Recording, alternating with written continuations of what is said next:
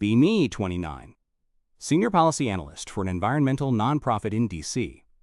Master's degree in Sustainable Forestry and Land Management from a top-tier university. Spend my days in a climate-controlled office with an ergonomic Herman Miller chair. Writing white papers about integrated fire management and ecological restoration. Salary is $82,000, which is decent but honestly insulting considering the cognitive load I carry. Meanwhile, the federal budget pours millions into quote, suppression resources. Basically paying uneducated guys to throw water on trees. It's a Tuesday in late March. Sitting in the break room with Marcus, grant writer, and Chloe, social media manager. Drinking oat milk lattes that cost $7. We're dissecting a new viral video of a hotshot crew walking through fire. Comments are full of hero worship. Thank you for your service, true warriors, built different. I scoff, scrolling through the comments on my iPad Pro. It's performative masculinity, I say.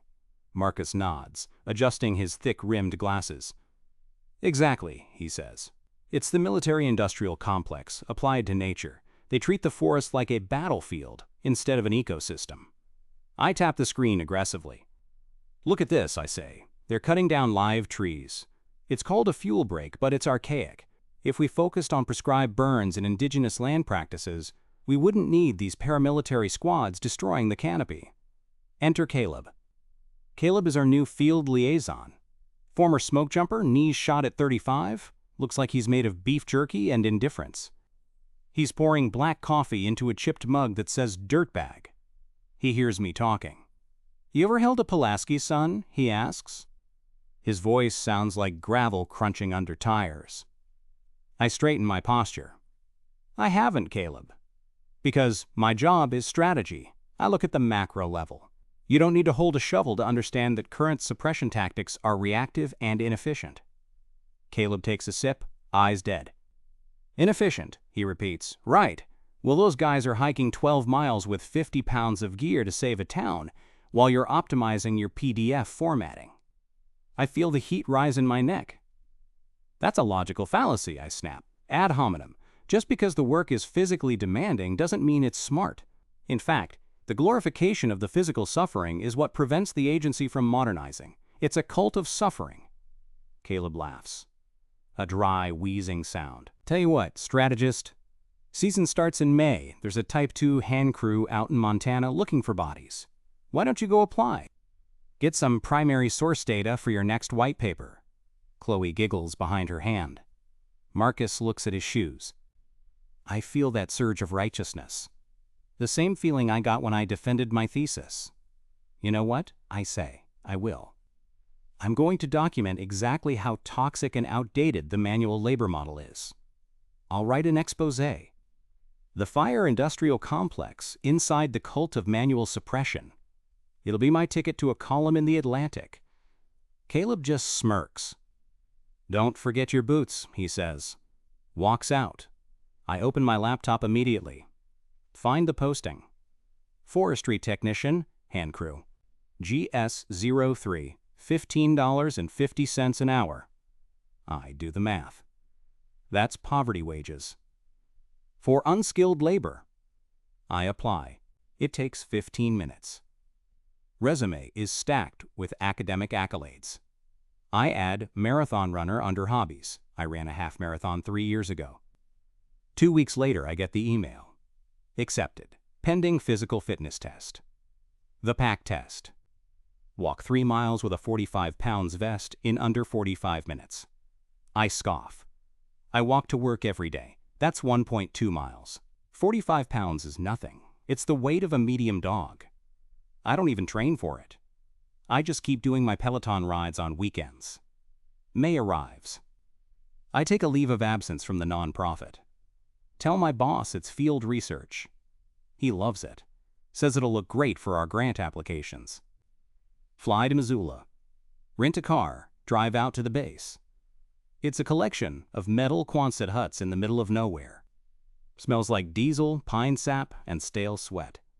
I check in. The superintendent is a guy named Miller. Looks like a bear that learned to walk upright and shave poorly. He looks at my North Face duffel bag. looks at my clean hands. "You the guy from DC?" he asks. I nod, extending a hand. "I am, looking forward to understanding the operational inefficiencies from the ground level." Miller doesn't shake my hand, just stares at my forehead. "Right. Bunkhouse is over there, pack test is at 0700. Don't be late." I go to the bunkhouse. It's a barracks, 20 bunks, no privacy. I meet the crew, mostly guys in their early 20s. Some look like college kids on summer break. Others look like they just got out of county jail. Then there's Hernandez. Female, maybe 5'4". Solid muscle. She's sharpening a knife on a whetstone and doesn't look up when I say hi. I take the top bunk.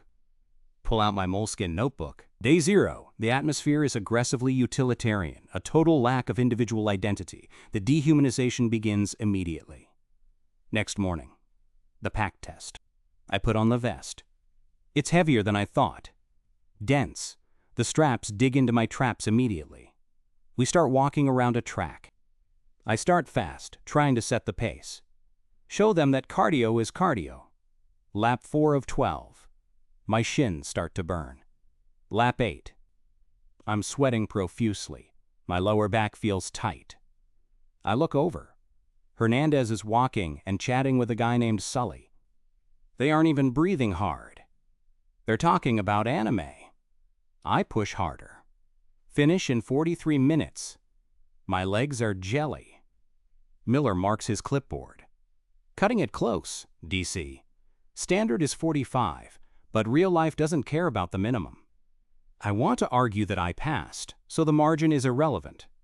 But I'm too busy trying not to vomit. The next 2 weeks are critical training, classroom stuff. I dominate this part. Fire behavior, weather patterns, topography. I'm answering every question, explaining the adiabatic lapse rate before the instructor can finish. I see the other guys rolling their eyes. Classic anti-intellectualism. They are threatened by someone who understands the why structure, not just the sterno. Then we get the gear. The yellows and greens, Nomex uniform. The boots. I bought the expensive ones, $600 custom fit. They still feel like wearing concrete blocks. We get our tools. Miller hands me a shovel. Just a shovel. I look at it. I was hoping for a chainsaw, I say. I've read the manuals on saw operations. Miller points to a guy named Tex. Tex is 6 feet 4 inches, 240 pounds. Tex carries the saw. You carry the shovel, DC. Learn to dig before you learn to cut. I frown. Gatekeeping, typical. First assignment comes in June. Fire in Idaho, rough terrain. We pile into the buggies. Big transport trucks. 10 hours of driving. No AC in the back. Smells like unwashed feet and chewing tobacco. I try to engage Sully in a debate about the suppression budget. Sully just turns up the volume on his Bluetooth speaker. Country music. Generic, corporate country music about trucks and beer. I put in my AirPods and listen to a podcast about circular economies. We arrive at the fire camp. It's a tent city. Thousands of people. Generators humming 24/7. The food line, caterer. It's slop, greasy steak, instant potatoes, corn. I ask for a vegetarian option. The lady hands me a scoop of peanut butter and 2 pieces of white bread. This is a nutrition disaster, I whisper to myself. How can they expect peak performance on simple carbs and saturated fats? Next morning, 0500 briefing. We hike in. The hike is straight up a mountain. 45% grade. I have my line gear, 40 pounds, plus the shovel. Plus 2 gallons of water. Within 20 minutes, I am dying. My heart rate is 180. I'm gasping for air. The guy in front of me, a 19-year-old kid named Rookie, is skipping. Literally skipping over rocks. I fall back. Miller drops back to walk with me. Keep up, DC. Can't have gaps in the line. It's the altitude, I wheeze. It's 4,000 feet, Miller says flatly. That's not altitude, that's lack of conditioning. Move your feet. I grind my teeth. It's not lack of conditioning. It's biomechanically inefficient to hike this fast with this load. It's unsafe. We get to the black burned area. Our job is cold trailing and mopping up, basically feeling the dirt for heat and digging it up. It's 90 degrees out. The ground is ash. Every step kicks up a cloud of gray dust. I put on my bandana. We start digging. Digging line means scraping down to mineral soil. Through roots, rocks, brush. Swing the tool. Scrape, swing, scrape. For 14 hours. My hands blister within the first hour. Through the leather gloves. I ask for a break at hour 2. Sully looks at me. We break when we tie in with the other squad. That's not for another mile. This is a safety violation, I think. OSHA regulations require breaks every 2 hours for strenuous labor. I keep digging. My form falls apart. I'm just hacking at the ground. Hernandez is next to me. She's half my size. Her tool swings are rhythmic, chunk scrape, chunk scrape. She's built a highway of fresh dirt while I've barely made a pothole. Hey, she says. Stop fighting the tool, let the head do the work. I snap. I know the physics of a fulcrum, thanks. It's the soil composition, it's too rocky here. She shrugs and keeps digging. Moves past me. Leaves me in her dust. Lunch break comes at 1400. We sit in the ash. I pull out my uncrustable sandwich provided by the fire camp. It's thawed and soggy. I look at my hands. Blisters have popped. Raw skin. I take a photo for the article. The physical toll is immediate and brutal, a testament to the lack of mechanical innovation in the sector. Sully sits next to me. How you holding up, DC? I'm fine, I lie, just adjusting to the dry air. My VO2 max is actually quite high, usually. Sully chews on a piece of jerky. Nobody cares about your VO2 max, care about your output. You're slowing the line down. I feel a spike of anger. I'm pacing myself, I say. If I burn out now, I'm useless later. It's strategic energy management. Sully laughs. Strategic, right. Just dig more. The afternoon is a blur of misery. The sun is relentless. My water is hot. I drink 3 liters, but don't pee once. Dehydration setting in. I start getting dizzy. The world tilts. I stumble, drop my shovel. Miller is there instantly. Sit down, he barks. I sit in the dirt. They strip my gear off. Force electrolytes down my throat. I'm humiliated. This is exactly what I mean, I mumble. It's unsafe. The human body isn't designed for this thermal load. Miller checks my pulse. Shut up and drink, DC. You bonked. Didn't eat enough at breakfast. I ate oatmeal, I argue. Complex carbs. Not enough calories, he says. You need grease. You need fuel. They distribute my weight among the rest of the crew. Hernandez takes my extra water. Rookie takes my shovel. I walk empty-handed for the last hour. The shame is burning hotter than the fire. But I twist it in my head. They have to carry me because the system failed to prepare me, because the training was inadequate, because the expectations are inhumane. Back at camp, I collapse in my sleeping bag. Don't even brush my teeth. Check my phone. 50 likes on my photo of the base camp. Comments, so brave, fighting the good fight. Make sure to hydrate. I type out a draft note. The culture is toxic stoicism. They view physiological failure as a moral failing. It's deeply problematic. Week 3. We're on a hot fire now. Flames visible, trees torching out, candling. The noise is like a freight train. We're cutting line right at the edge of the fire. It's terrifying. My lizard brain is screaming, shire, knipe dire. But the crew is calm. Tex is sawing a burning log. Sparks flying everywhere. Sully is directing traffic calmly. I'm terrified, but I'm digging. Adrenaline is the only thing keeping me moving. Suddenly, the wind shifts. Spot fire jumps the line. Right behind us. Move, Miller yells. Fall back to the safety zone. We run. Up the hill. I'm gasping. My boots feel like lead. I trip. Face first into the dirt. Panic sets in. I'm going to die here. For $15.50 an hour. for a policy failure. I feel a hand on my pack. It's Hernandez. She hauls me up.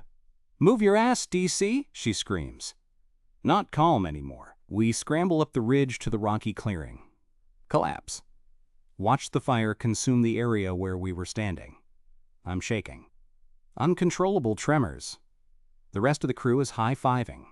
Tex lights a cigarette. "That was gnarly," he says, grinning. They're insane. This isn't bravery. It's a death wish. It's adrenaline addiction, masked as public service. Miller does a head count. Looks at me. "You good?" "No," I say. "No, I'm not good. We almost died. That was a failure of risk assessment. We shouldn't have been that close." Miller's eyes go cold.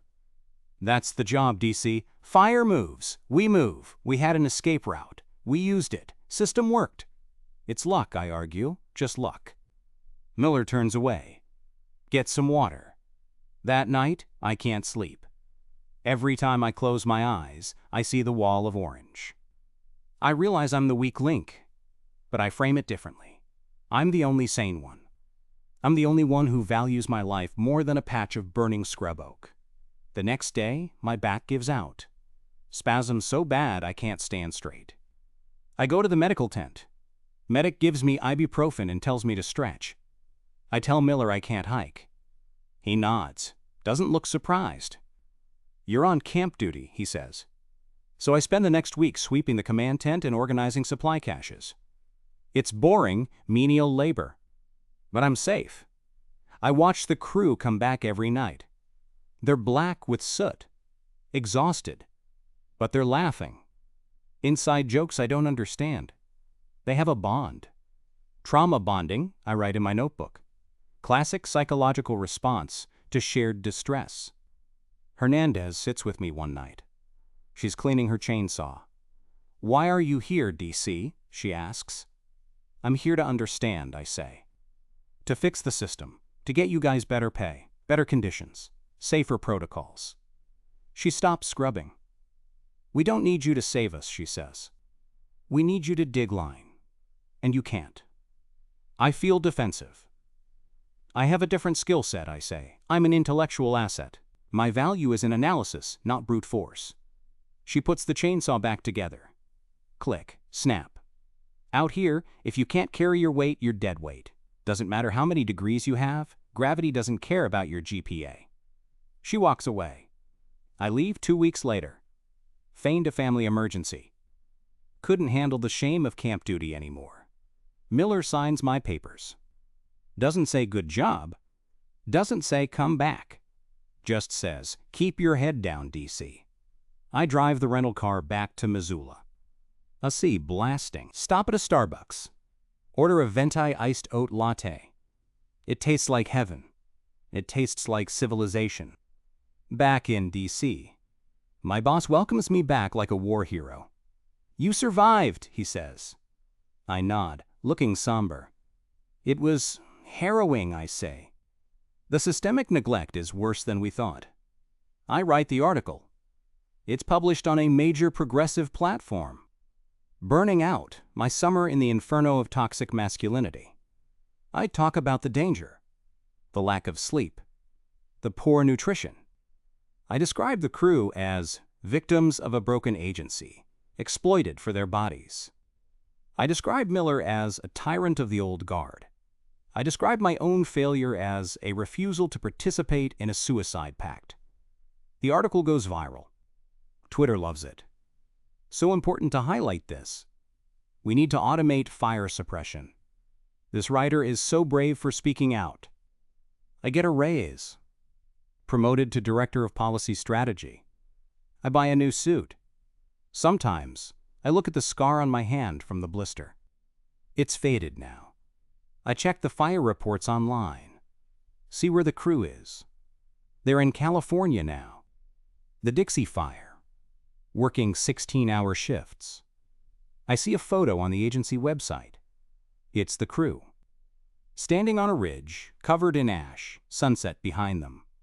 They look exhausted, but they look real. I close the tab. Open my spreadsheet.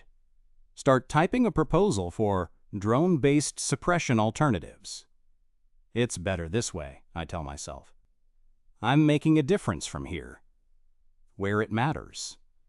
Where it's safe. Where the air is filtered and the coffee is $7. I'm right. I have to be right. Because if I'm not, then I'm just a guy who couldn't hack it. And that's not a narrative I can publish.